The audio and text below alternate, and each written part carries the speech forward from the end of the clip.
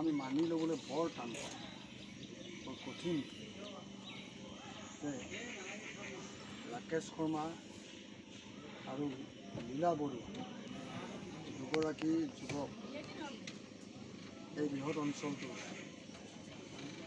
এই দুগৰাকী যুৱক কিমান তাৰিখ আছিলে 12 মে'ৰ নিশা দুৰ্বৃত্তৰ হাতত তেওঁলোকে আত্মবলিদান দিছিল।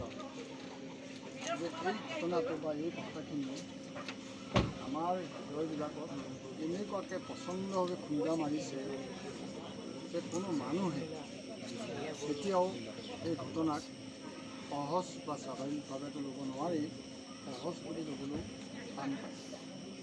যে এনেকুৱা লাগিছে যে আচলতে এই মৃত্যু এনে এক মৃত্যু হৈ পৰিল যিটো লৈ আজি সমগ্ৰ অঞ্চলবাসী, জিলাখন, ৰাজ্যখনৰ মাজতো মানুহৰ হৃদয় জোকাৰি যোৱা এটা খবৰ হৈ গ'ল।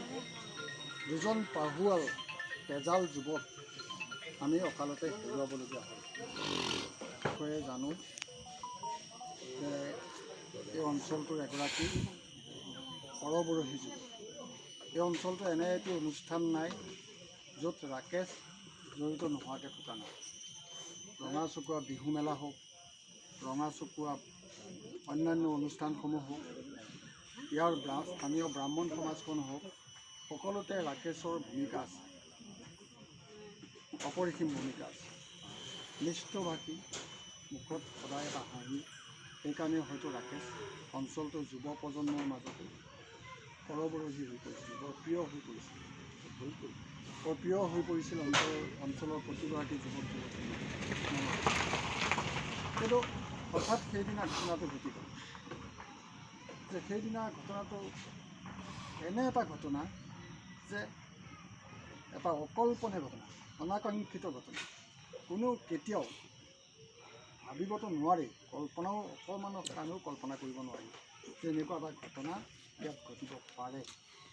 আধ্যাত্মিক চিন্তা ভাৱনাত আমি চহকী বুলি কওঁ বা সেই গৌৰৱৰে আমি গৌৰৱ বোধ কৰোঁ যে আমাৰ অঞ্চলবিলাকত সকলোবিলাকে আছে।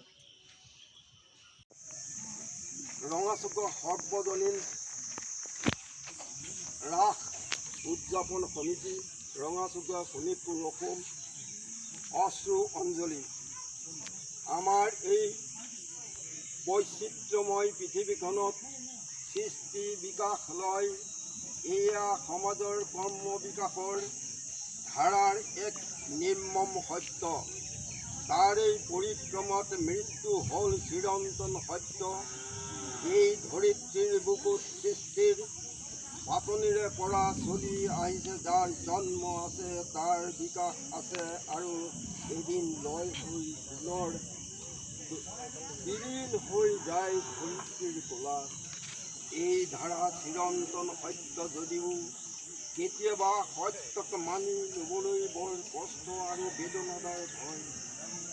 ৰাকেশ শৰ্মাৰ ক্ষেত্ৰতো আমাৰ অসম ব্ৰাহ্মণ সমাজ, কাজিৰঙাটো অসমীয়া ব্ৰাহ্মণ সমাজৰ সন্মানীয় সদস্য সদস্যসকল, সন্মানীয় ৰাকেশ শৰ্মা ডাঙৰীয়াৰ পৰিয়ালবৰ্গ,